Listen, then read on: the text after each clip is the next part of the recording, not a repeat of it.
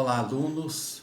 Vamos mais numa aula concluir o estudo da Lei de Execução Penal, mas antes alguns avisos importantes. Estou postando lá no site, na plataforma de vocês, atividades avaliativas. Não deixem de acessar lá.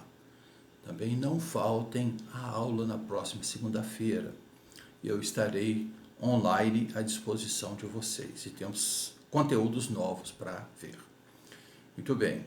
Antes, relembrando então o que já vimos da Lei de Execução Penal desde o início sobre objetivos da pena, que é aquele binômio entre o fiel cumprimento da pena, mas a recuperação do condenado.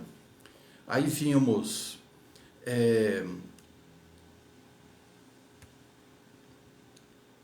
nesse contexto os direitos do condenado. Curiosamente, um dos direitos que ele tem é o direito à liberdade, ou seja, ele tem todas as liberdades, exceto a de locomoção. Minha dicção não está muito boa hoje. Muito bem. Inclusive há aquele debate sobre poder o preso fugir. Aí nós já vimos, né? Sim, ele pode fugir. Não constitui crime, mas constitui infração disciplinar. Quando for recapturado, ele responderá por essa infração. E o fugir, está aí uma boa coisa a ser explorada numa questão aberta ou fechada, quem sabe.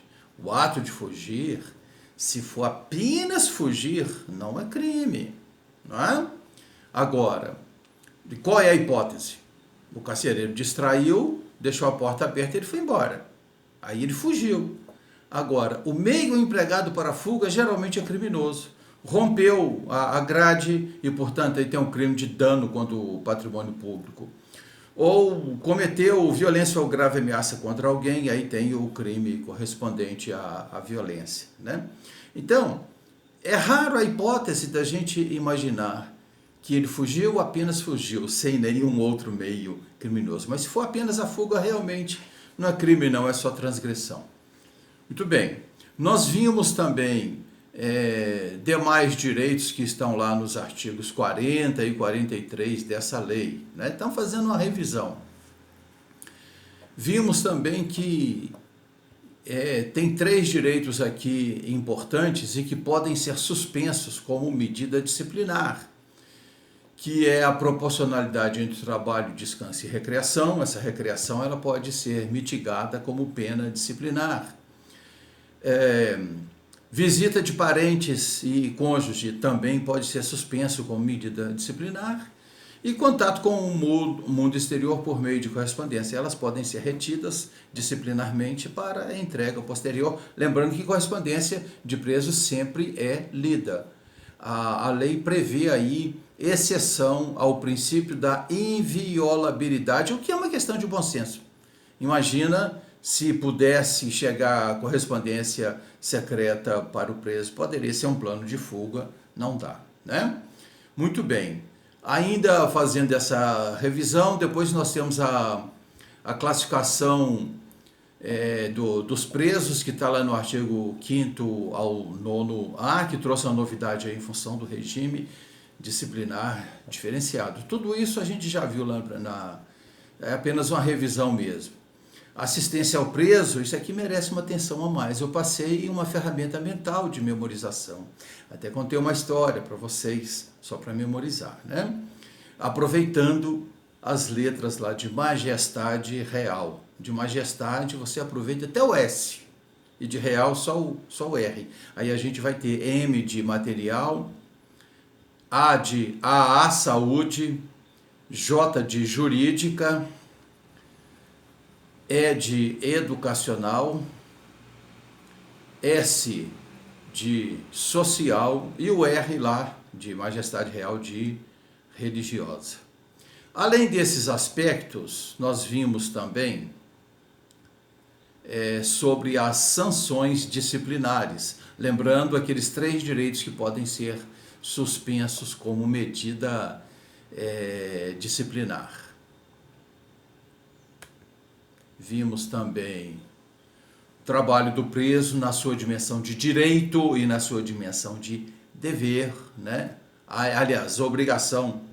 Dever é para nós, para o preso é mais do que isso, é obrigação, porque se ele recusar-se ao trabalho, comete transgressão disciplinar, não é? Muito bem. E como direito, é porque o trabalho social, o trabalho é um direito social, posto constitucionalmente. Mas além disso, ele tem a contrapartida, além da remuneração, que tem a sua finalidade própria, que pode ser inclusive para reparar a vítima, reparar o poder público, não é? E o que sobrar para ele. Além da remuneração, nós temos o Instituto da remissão. Atenção, remissão com C cedilha. Nesse caso, já demos uma ferramenta mental para não confundir com remissão com 2 S's, que aí é perdão, é lá da religião, né? A remissão aqui é pagamento, não é? Portanto, é pagamento da pena. Além desse aspecto do trabalho, nós vimos os deveres e direitos, vimos a instituição da disciplina e a lista de faltas graves, lembrando que elas podem estar postas já no artigo 51, ou que é descumprir a restrição imposta, retardar o cumprimento de obrigação e não observar os deveres do artigo 39, que diz respeito à obediência e trabalho, e fato previsto como crime doloso. Havendo essas hipóteses, já de plano sabemos que é transgressão grave. Agora, não sendo grave, as circunstâncias de apuração no procedimento disciplinar pode indicar a gravidade, as circunstâncias ou as consequências. E em ambos os casos de transgressão grave, o juiz é comunicado porque vai ter consequência que pode ser perda de período de remissão, por exemplo, e outras providências que só cabe ao juiz. O juiz remeter para o regime disciplinar diferenciado, etc. Né? E hoje a gente entra, então, vimos, concluindo aquela parte anterior, iniciamos o tema de jurisdição. Qual é a competência do juiz da execução? E vamos deixar essa parte para dar uma sequência lógica. Vamos dar essa parte para o final da aula de hoje. Inicialmente, nós falaremos mais detalhadamente sobre os estabelecimentos penais. Em que consiste, como são e como se classificam. Eles estão lá no artigo 82 e seguintes da LEP. A primeira observação que se faz sobre os estabelecimentos é que eles devem ser organizados, de modo que mulheres e maiores de 60 anos, todas as mulheres e todos os maiores de 60 anos, tenham condições especiais para serem ali recebidos. Essa é a primeira observação. E a outra observação é o seguinte: preso provisório fica separado dos presos condenados, aquele que está sob prisão preventiva, prisão em flagrante, e ele fica aguardando julgamento fora dos demais. Ah, professor Roberto, isso é cumprido? Aí é uma outra história, né?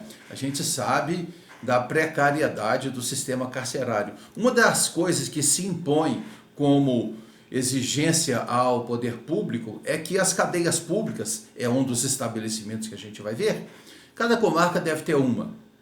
Gente, levou anos e anos para o Estado cumprir isso que a lei diz que ele tem que cumprir. Outra coisa, já vimos isso lá no direito relacionado ao estudo, né, a remissão pelo estudo. Todo estabelecimento prisional deve ter escola de ensino fundamental, pelo menos ensino fundamental. Bom, é cumprido? É uma outra história.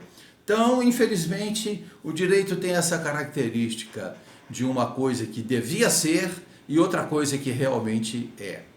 Infelizmente, isso esbarra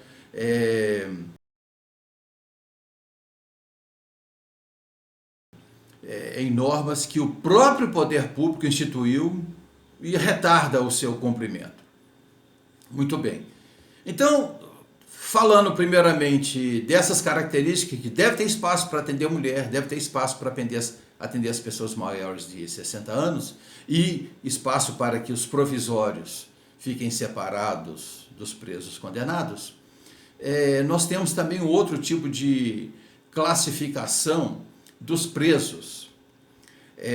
Ao chegar, passa-se por uma triagem e são ali classificados os criminosos hediondos, tráfico de droga, terrorismo.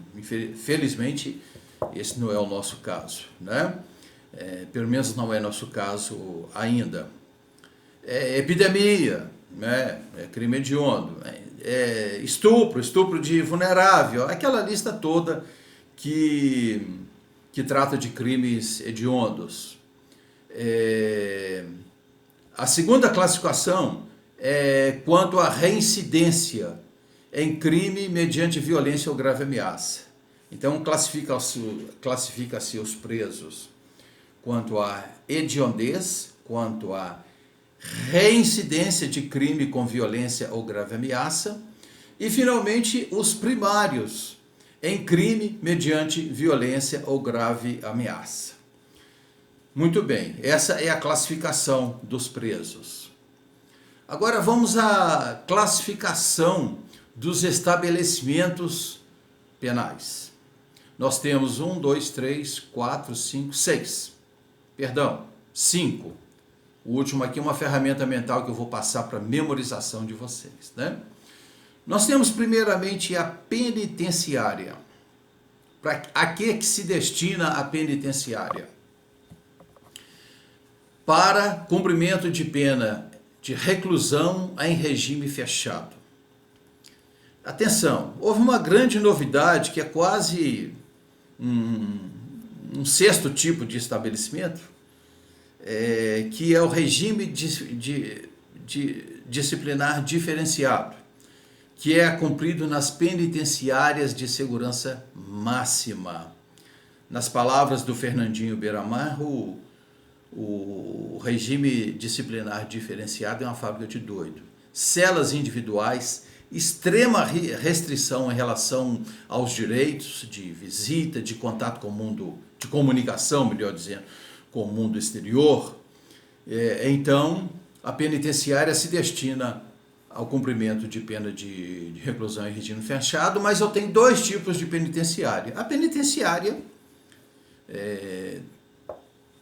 digamos, comum, e a penitenciária de segurança máxima, para onde são levados os criminosos perigosos submetidos ao RTD. Muito bem. Além da penitenciária, nós temos a colônia agrícola, industrial ou similar, né? Mas vocês já são craque disso lá, dessa classificação lá do direito penal, mas a gente precisa de relembrar. Então, a penitenciária agrícola industrial similar é para o regime semiaberto e a cela é coletiva. Casa do albergado. Aí é para o cumprimento de pena em regime aberto e para limitação de fim de semana. Atenção, casa do albergado não é só para o cumprimento de pena em regime aberto. Aquele regime que não tem carceragem, que funciona com base no princípio da confiança entre o condenado e o juízo, né? E que se houver traição dessa confiança, pode regredir para o regime semiaberto e se complicar para o fechado também, né? Mas não serve só para cumprir a pena em regime aberto. É também para limitação de fim de semana, onde são proferidas palestras, etc. Muito bem. Agora nós temos o hospital de custódia. Para que serve o hospital de custódia?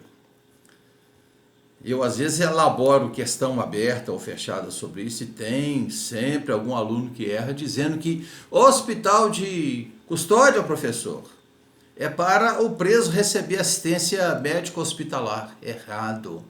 O hospital de custódia é para receber aquele que não tenha imputabilidade penal, ou é relativamente, semi-imputável, ou é relativamente imputável, ou não tem imputabilidade alguma, é o inimputável. Então, é para isso que serve, não é para se cumprir pena. O hospital de custódia não é ambiente para preso. O hospital de custódia é para receber aquele que está submetido à medida de segurança. E que vale a pena destacar, não é pena.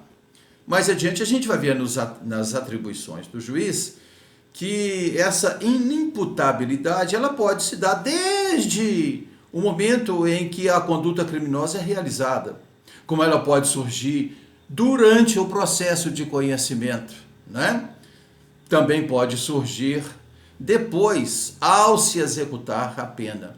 Em qualquer momento que ela surgir, se for lá no processo de conhecimento, obviamente encerra-se o processo, porque o sujeito não pode ser condenado, porque perdeu a capacidade de compreender a ilicitude de seus próprios atos, ou de se determinar de acordo com essa compreensão. É encerrado, mas o juiz estabelece medida de segurança se o fato for previsto como crime, né? Se houver periculosidade. Isso no conhecimento. Na execução, em qualquer momento que se está cumprindo a pena, pode ser o condenado tornar-se louco. E, obviamente, aí não tem mais também imputabilidade. Então, o que o juiz da execução vai fazer? Ele vai substituir a pena pela medida de segurança e remeter para o hospital de custódia.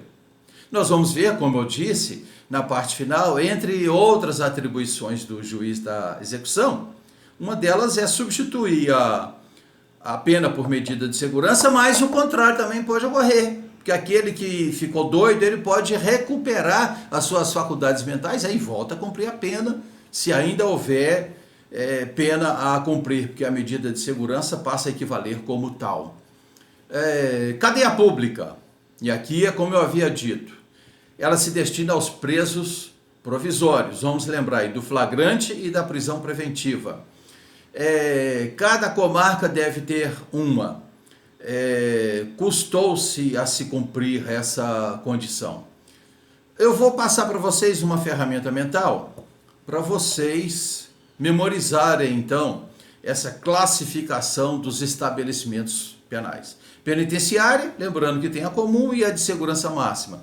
Colônia agrícola, é a segunda. Casa do albergado, que é para regime aberto e limitação ou limitação de final de semana. Hospital de custódia e cadeia pública. Eu vou, então, contar uma história para vocês sobre esses estabelecimentos penais. Uma jovem e distinta dama compareceu a uma pet shopping para escolher uma coleira para o seu cãozinho de estimação. Chegando lá, foi atendida por um desses jovens malhados em academia, com uma camiseta que estava totalmente recheada pelo seu corpo malhado. E pintou uma sedução entre os dois, ela muito bela também. E ele então, ela escolhendo a coleira, ele decidiu dizer o seguinte: olha, é melhor você levar uma coleira caseira. Mas o que é isso, uma coleira caseira? Não sabe não? Eu levo até a sua casa, chegando lá eu te mostro a coleira caseira. Não é? E assim ficou essa história. Será que o vendedor vai mostrar para ela a coleira caseira? Muito bem, para que serve isso? Para nada, só para você prestar atenção no conteúdo e memorizar a seguinte frase, aqui ó. Pense na coleira caseira e hospede a cadela. Olha lá, ó, tá tudo aqui para você memorizar. Pense, penitenciária, tá mais aí, né? Na coleira, colônia agrícola. Caseira, casa do albergado. Hóspede, hospital de custódia. A cadela, cadeia pública, né? Então foi essa frase que o vendedor disse para ela. Pense na coleira caseira e hospede a cadela. Tá bom? Muito bem, eu sempre tenho umas historinhas assim para ajudar nessas ferramentas mentais. Espero que vocês gostem e eu garanto, nunca vai ter uma linguagem chula, nunca mesmo, tá? Pode até ter, como tem tido, uma linguagem inusitada. É isso que ajuda a memorizar. Muito bem, feita a classificação dos estabelecimentos penais, vamos falar então das permissões de saída e da saída temporária. O primeiro caso é a atribuição do diretor do presídio, o segundo do juiz. A permissão de saída, ela está lá no artigo 120 e 121. Quais são as hipóteses? Imagina que o preso perdeu um parente que veio a falecer. Por mais agilidade que o juízo tenha, e em muitos casos tem, não é de bom alvitre que aguarde a decisão judicial, que às vezes com seus prazos vista o Ministério Público, né? Então já dá essa atribuição para o diretor do presídio tomar, porque se deixar para depois, já passou a oportunidade do sepultamento, concorda comigo? Então essa é uma das permissões de saída. O diretor do estabelecimento pode permitir a saída, a regra geral é sob escolta, obviamente, e as hipóteses são essa. Falecimento ou doença grave do CAD. O CAD nós já sabemos de outros conteúdos quem é, não é? Ou quem são. CAD, cônjuge, ascendente, descendente ou irmão.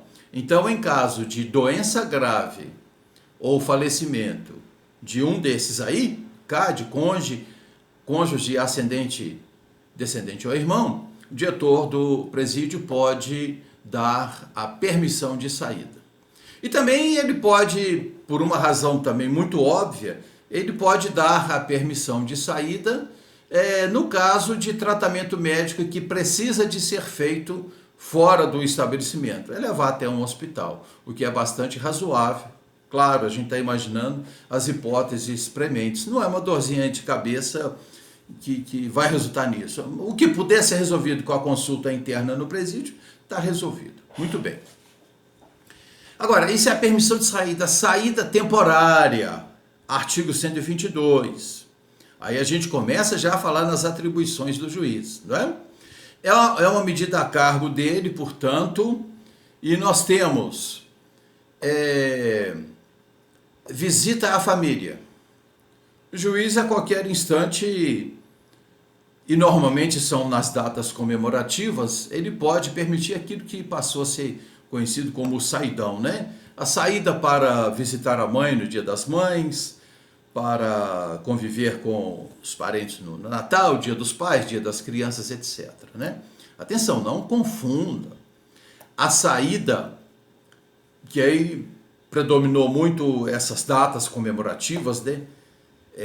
Mas a saída temporária de Natal, não confunda isso com indulto de Natal. A saída temporária de Natal é para o preso ir, conviver com seus familiares na festa natalina e depois voltar para a cadeia, para o presídio, melhor dizendo.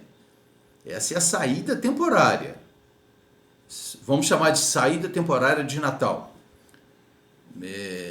Na linguagem da malandragem fala-se saidão de Natal. Alguns voltam, outros vão delinquir, aquela história, né? Muito bem. Agora, outra coisa é indulto de Natal. O indulto de Natal, ele extingue a punibilidade. É uma lista que o Poder Executivo elabora anualmente por decreto, estabelecendo, a palavra técnica não é perdão, mas extinguindo a punibilidade se cumprida determinadas condições. Tempo de cumprimento da pena, bom comportamento, ausência ou não de periculosidade, natureza do crime, se houve violência ou grave ameaça ou não, não é? todos esses requisitos fica na atribuição do Poder Executivo e remete para o Judiciário. Ora, esses aqui, ao final do ano, receberão o indulto, estão perdoados. Vamos usar essa palavra para ficar, embora tecnicamente não seja, mas só para ficar bem claro. Indulto é perdoar, meu filho, vá e não peque nunca mais. Agora, a saída de Natal é outra coisa, tá bom? É para sair e voltar. Nós temos também a possibilidade da saída temporária para frequência a curso profissionalizante ou de ensino médio ou superior. Veja bem, do ponto de vista prático, é até difícil a concessão disso, porque o sujeito, como que ele vai frequentar o curso e continuar preso, né? Agora, isso se dá do seguinte modo: o juiz estabelece uma exigência. Você vai lá frequentar o curso, aprenda bastante, mas recolha-se ao xadrez diariamente. Percebe que esse tipo de coisa para funcionar, embora possa ser regime fechado ou semiaberto, mas tem que ter um pressuposto de confiança. Na verdade, as saídas temporárias, como de resto, tem isso. O juiz pode até estabelecer, isso é uma norma recente que foi acrescentada na LEP, pode estabelecer o uso de tornozeleira, mas a gente sabe que isso não significa nada. Então essas coisas funcionam na base da confiança. Tanto que muita gente sai na saída temporária e volta a delinquir. A gente sabe disso. Claro, lá dentro do presídio vai ter a consequência depois, isso é infração disciplinar, vai responder pelo outro crime, etc. Né? Então essa frequência pode parecer, tem suas dificuldades do ponto de vista prático, mas pode parecer algo totalmente inviável, mas não. Vai lá no horário, meu filho, vai lá no horário que você tem sua aula e depois você volte para recolher-se à prisão. Um caso para vocês. Eu tive essa experiência de um aluno, acho que eu já... Perdão, aluno não, aluno lá da Universidade Federal do Acre, né? Ele passou em primeiro lugar para agronomia, mas ele estava preso, né? No presídio em que eu dirigia. E estava preso por quê? Porque o garoto já conhecia muito de agronomia sem ter feito o curso. Acho que ele tinha um curso técnico de ensino médio dessa área. Ele dava assessoria aos plantadores de maconha para plantar um negócio com melhor qualidade. Foi preso, né? E não é que o menino passou em primeiro lugar para agronomia na Universidade Federal do Acre? E aí me pediu para ir até a universidade fazer a inscrição. Perfeitamente, foi concedido, ele foi mediante escolta, não é uma hipótese claramente, aliás, nem claramente, nem de modo algum prevista na lei. Mas eu fiz contato com o juiz concordou, recomendou cuidado com a escolta e assim foi. Passou 2 minutos depois que o preso esteve lá sob escolta, a reitoria nos ligou, desesperado. O que é isso aqui? O aluno aí, que passou em primeiro lugar. Ah, mas e aí? Então, ele é preso, né? Eu sugiro que vocês providenciem lá em juízo, esclarecendo se vocês têm condição ou não de recebê-lo como aluno. Se receber, vai ser nessas condições. Ele vai sob escolta por causa da natureza do crime que ele cometeu, né? É triste a gente falar uma coisa dessa. A reitoria se manifestou juridicamente no sentido de não ter possibilidade de atender o aluno nessas condições e o juiz indeferiu, quer dizer, a reitoria indeferiu e o juiz confirmou esse indeferimento. É triste a gente falar isso, mas também a pessoa deve pensar um pouco antes nas suas atitudes. Mas vamos lá, contado esse caso, vamos voltar aqui. Saída temporária, visita à família, frequência a curso. Bom, a lei fala também, além de visita à família, que tipicamente essas saídas em datas comemorativas, e frequência a curso, nós temos uma possibilidade assim, bem genérica que a lei confere ao juiz, que é atividades que concorram para o convívio social, né? Se o juiz assim entender, ele pode autorizar. Vamos ver aqui. Condições da saída temporária.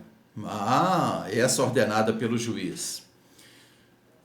há de ter o preso comportamento adequado, ou seja, bom comportamento, sem cometer transgressão disciplinar, etc. E cumprimento de 1/6 da pena, se ele for primário. E 1/4 da pena, se ele for reincidente. E além dessas condições para se conceder a ele, existem as condições que o preso precisa de aceitar. São 3.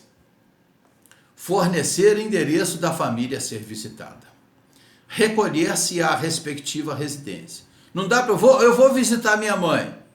E depois vai conferir e está na casa de outra pessoa. Não dá. Frequentar bares, casas noturnas e similares. Também não frequentar, melhor dizendo, esses locais. Muito bem. Falando então sobre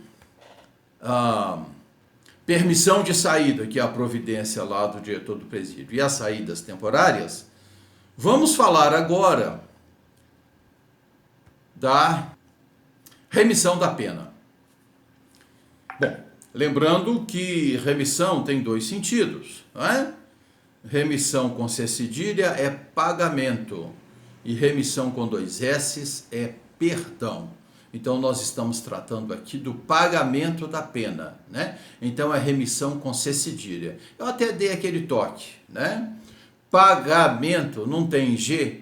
O G não é muito parecido com C e uma cobrinha, como se fosse a cedilha? Então é a mesma coisa. Lembra de se é pagamento e tem o G lá, algo parecido com a cedilha? Né? Parecido, mas não é, né? Então eu vou considerar também a remissão que tenha a mesma cobrinha. Aí você vai lembrar que é remissão com C, para remir, e não para remeter, né? Remissão com 2 S ainda tem 2 sentidos, escrito do mesmo jeito. É perdoar, é o ato de perdoar, ou então é o ato de remeter. Por exemplo, quando o autor de um livro faz uma anotação de pé de página e remete o leitor para uma fonte. Ou quando o autor faz um índice remissivo, ele está remetendo o leitor. Ou quando se remete uma correspondência, etc. Né? Então tem esses 2 sentidos ainda. Nós vamos ficar com o sentido único de remissão com C cedilha. Como que se dá a remissão? Basicamente por trabalho, estudo e também por conclusão de nível escolar. Vamos detalhar isso aqui. Primeiro, por trabalho. 1 dia a menos na pena, a cada 3 dias trabalhados.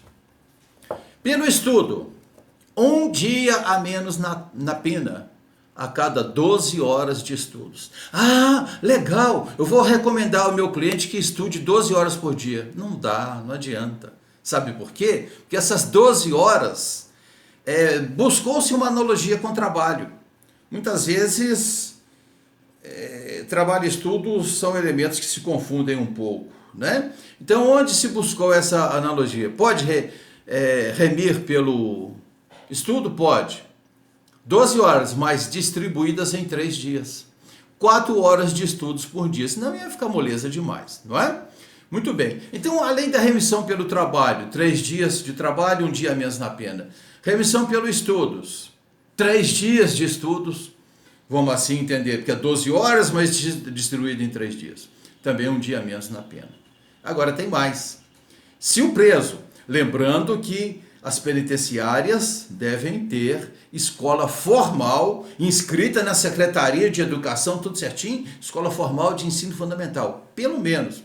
E hoje isso até está sendo implantado, porque tem isso que a gente está fazendo aqui agora, que é videoaula, né? Então isso aí tem propiciado muita coisa. Ensino fundamental, algumas unidades prisionais, até ensino superior já tem. Muito bem, e são essas 3 hipóteses de conclusão de ensino fundamental, conclusão de ensino médio ou conclusão de ensino superior. Essas 3 hipóteses faz acrescentar na pena, no tempo a remir, mais 1/3, né? Porque se o sujeito concluiu o ensino fundamental, por exemplo, pressupõe que ele estudou, né, formalmente falando. E se ele estudou, frequentou as classes lá dentro do presídio, se ele estudou, ele já tem tempo a remir pelo estudo. Suponha que esse tempo a remir, sei lá, 90 dias. Aí desses 90 dias a remir vai ser acrescentado um terço, vai ter 30 dias a mais, né? Então a conclusão de ensino fundamental, médio ou superior, acrescenta no tempo a remir pelo estudo mais um terço. Muito bem. Agora sim, a parte final aqui nós vamos falar mais detalhadamente sobre a competência do juiz da execução. Imagina o seguinte, a nossa comarca em Belo Horizonte, eu tenho varas especializadas, eu tenho inclusive varas de execução, as chamadas VEC, Vara de Execução Criminal, não é? Então, seria razoável que o juiz que está lá na VEC cuidando de execução, surgiu uma dúvida lá, ele vai consultar o juiz do conhecimento? Não vai, né? Tudo fica a critério dele. E ele que... O negócio do juiz do conhecimento é dar a sentença. Está aqui a sentença? Tá. Então agora o juiz da execução vai ordenar o cumprimento. Não tem que consultar nada lá atrás. É claro que em comarca pequena, de vara única, não é? Aí é claro que o juízo de execução vai coincidir com o juízo quer dizer, não vai coincidir com o juízo, não, mas o juiz será o mesmo. É claro, uma vara pequena, isso é muito excepcional, né? Aqui em Belo Horizonte nós temos as varas de execução criminal. Então essa é a regra. Volta para consultar, excelência, que condenou o réu. Como é que você quer que... Não tem que fazer esse tipo de coisa. Tem que estar tudo bem claro na sentença. Então, entre outras atribuições, começa o artigo 65 e depois retoma o assunto lá para o 120 em diante. E eu estou tentando compactar tudo aqui na conclusão dessa aula. Primeira coisa que se fala lá é que compete ao juiz de execução aplicar lei posterior que beneficie o condenado. Ah, mas só a lei que beneficia? Claro que é só a lei que beneficia. Porque a lei que agrava não vai aplicar. A lei que agrava não retroage, nós sabemos disso, né? Agora, a lei que beneficia, essa retroage. Aí consulta a execução? Não consulta, perdão. Consulta o juiz do conhecimento? Não consulta. Mas o juiz da execução já aplica. Aqui tem uma norma mais benéfica. Inclusive, ordenar para colocar o sujeito em liberdade, caso haja a extinção daquele crime, o abolitio criminis, né? Se o fato deixa de ser crime, o juiz da execução é que resolve também, mandando pôr em liberdade. Além disso, tem vários atos de decisão e vários atos de ordenação. Vamos falar primeiro sobre a decisão. Claro que o contexto da decisão acabará resultando numa ordem, mas o legislador tratou de separar as deliberações das determinações. Primeiro, falando de decisões, ele fala aqui sobre decidir sobre soma das penas, não é? Cabe ao juiz da execução decidir sobre isso. Também, além da soma das penas, cabe a ele verificar a progressão e regressão de regime, não é? Se o preso cumpriu aquela fração exigida, se tem bom comportamento, vai então progredir de regime. Ou cometeu infração disciplinar grave, pode regredir de regime.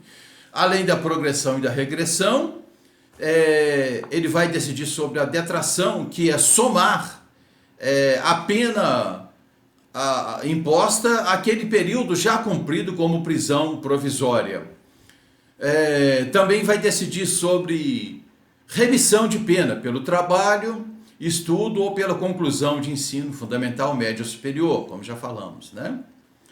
Também cabe ao juiz da execução, e aqui eu chamo a atenção para um detalhe, eu quero ver se eu ponho a tela para vocês, que aqui está sublinhado, tá? Também cabe ao juiz da execução a suspensão condicional da pena.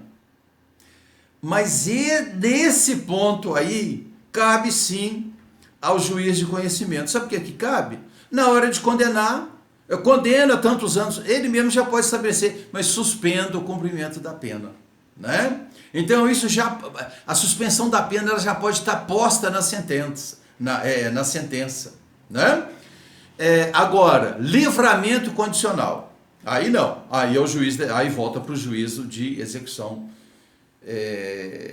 novamente. Então, lembrando isso, que a suspensão condicional ela pode estar posta na sentença, portanto, processo de conhecimento, mas ela pode se dar por outros fatos no momento em de executar a pena. A lei pode mudar, por exemplo, enfim.